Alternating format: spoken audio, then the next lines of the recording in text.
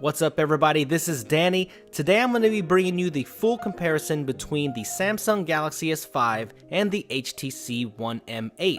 Now these are definitely two of the hottest handsets to drop in 2014, and they're both great devices, but if you're stuck on which one to buy, then I'm going to try to help you out in this video. So without further ado, let's go ahead and get started.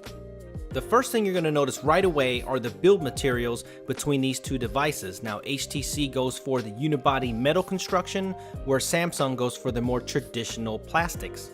They both feature premium 1080p displays, where the Samsung Galaxy S5 has a 5.1-inch Super AMOLED display and the HTC One M8 has a 5-inch Super LCD IPS display. They are both gorgeous displays, but they do have different characteristics. Now, the Super LCD 3 display has a more natural tone with natural colors, and the Super AMOLED display on the Galaxy S5 has more punchy colors and more contrast, and it just looks more vibrant when you put them side by side. But it's definitely a preference issue here, and I really like the natural colors of the HTC One M8, but I also love the punchiness and just the vibrancy that you get from the Samsung Galaxy S5 display. So you'll have to see these side by side. They are both fantastic displays, so I don't think you'll be disappointed in either of them. Both have superb viewing angles and clarity. When it comes to thinness, the Samsung Galaxy S5 definitely wins at 8.1mm thin. The HTC One M8 is 9.4mm thin, but the reason why is it deceives you a little bit. It's a pretty thick device, but that taper definitely makes it look thin. The M8 being thicker is naturally heavier at 160 grams, where the Samsung Galaxy S5 is 145 grams, so it's going to be much lighter in your hand. They both have an IR blaster to control your TV with, and on the bottom of the S5 you'll see a giant flap there, and that is a USB 3 port. And the reason why that big flap is there is because the S5 is IP67 water resistant and dust resistant, while the HTC M8 still uses the traditional micro USB port and it is not water or dust resistant. Pricing wise, these are very similar, $199 on a 2-year contract in the United States, and the unlocked prices start at about $650 for the base models, but they do both feature micro SD card expansion, so that'll be good news for the people that want more storage. Now I know many people are waiting for a metal built Galaxy S5, but being built out of plastic does have its advantages, where you can take that backplate off and it exposes the 2800 milliamp battery that's removable. So that's big for a lot of people that want to be able to hot swap their batteries for extended battery use. And of course there is the micro SD card expansion right there. So this is going to be very important for people that like to have extended battery and carry an extra battery with them. The 90% metal M8 does have its disadvantages because it's a sealed in 2600 milliamp battery, but for most people this battery is going to last you all day, because in my use battery life has been fantastic on the M8. Now the Galaxy S5 does have a fingerprint scanner built into the home button, so people that love security, this phone might be the one for you. This is very similar to the iPhone 5S, just in a different implementation. The Galaxy S5 also has another notable hardware feature, which is the heart rate sensor right next to the LED flash on the back. Just open up the S Health app and tap on the heart rate icon, and you're ready to place your finger on the back of that sensor. You'll see a little red light there, and you just place it over that, give it a few seconds, and bam, there is your heart rate. Now I don't know how practical this is, but it's there. The HTC One M8 also has a notable hardware feature, which is the dual camera system. If you look above the 4 ultra pixel camera there, you'll see a second sensor, and what that does is takes another picture, and it has depth information on there, so you do not have to wait for software to calculate to get a deeper depth of field or to manipulate your focus, and I'll show you that later on in this video. This hardware feature is not new, but improved, and we have to talk about it because it's that good. It's HTC Boom Sound, and those are two front-facing stereo speakers that give you the best audio experience on any mobile device today. And trust me, there's nothing else that sounds like it. Great speakers. It blows away that single speaker on the back of the Galaxy S5. Now, the Galaxy S5 doesn't have a terrible speaker, but trust me, the Boom Sound just destroys the Galaxy S5 audio. Software-wise, the GS5 is running a new version of TouchWiz, and the M8 is running a new version of Sense, which is Sense 6. The TouchWiz experience on the Galaxy S5 is not very different from the Galaxy S4. Now, there's a few minor UI tweaks here and there, but if you swipe to the right, you get My Magazine, which is like Blink Feed on the HTC One, and you get to get your social and news all aggregated into one little feed there. And the actual theme and experience looks pretty similar, so I think if you come from a Galaxy S4 or if you're familiar with Galaxy devices, you will feel right at home here.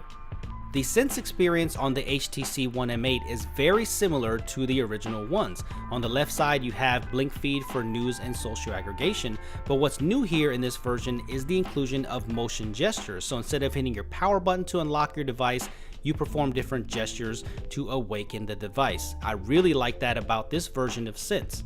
If you are familiar with HTC devices and Sense software, you're gonna feel right at home here as well. Android skin overlays are a definite personal preference, but in my opinion, I think the HTC One Sense experience is a little bit less intrusive. It's not as heavily skinned. I think it's more usable for me, but some people might like the TouchWiz experience better. Now let me know which one you like better in the comment section below. No matter which one you like best, they are both being powered by the latest version of Android, which is 4.4.2, aka KitKat. So that's great that they both included the latest experience of Android right out of the box.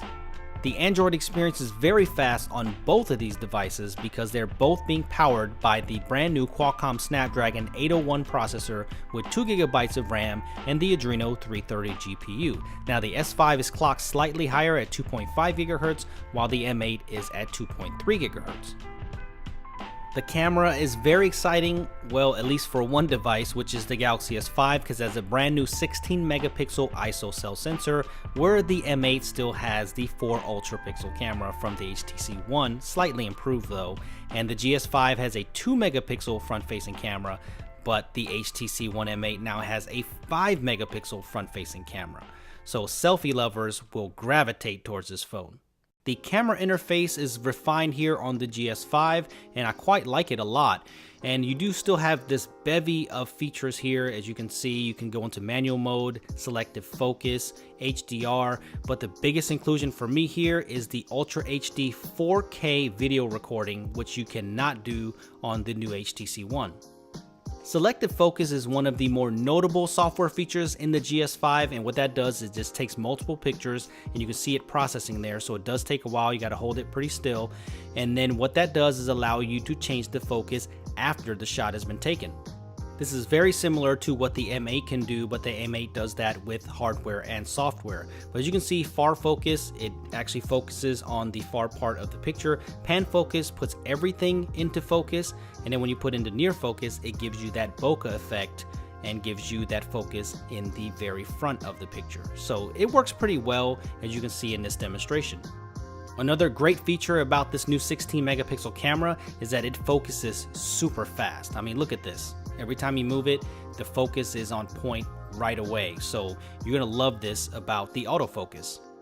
The M8's camera software also got some refinements here and also has a ton of features. As you can see here, you can actually go into full manual mode here. You can go into macro. And what I like about the manual mode is that actually when you set it, you can save that manual mode. So you can go back to that and reference those settings, which is great. So I like having full manual controls on the new one. The hardware on the M8 is very interesting. This is the new dual camera system where that second sensor up top just records depth information.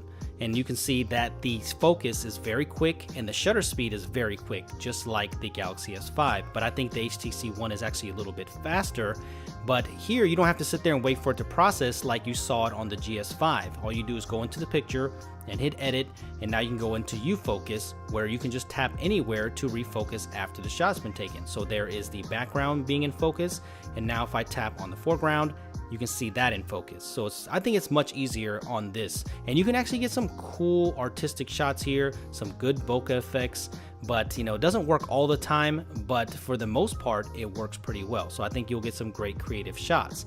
Now you also have some other features here where you can get foregrounder and have some sketch effects and colorize, but I'm not sure if you're going to use that a lot either. And also you have another little gimmicky feature here that uses 3D. It gives it like a stereoscopic effect with that second sensor, and I don't think you're really going to use this much, but I guess it's kind of cool to show off.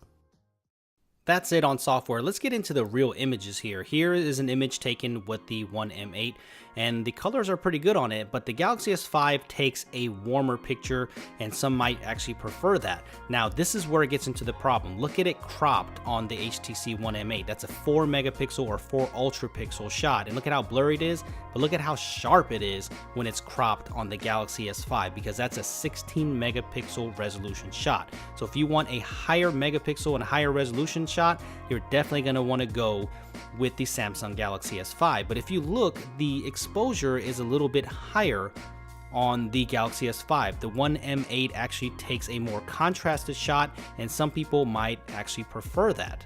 So which images do you think look better, the One M8s or the Galaxy S5s? I think that if you're actually going to take these pictures and do something with them and take them off the device, maybe do a print or something, you're definitely going to want to go with the Galaxy S5, because the 4 megapixel resolution is definitely not going to do it. Now I think the color replication on the M8 is better on some shots, but I think overall the Galaxy S5 definitely gets a win, and it also has 4K video recording.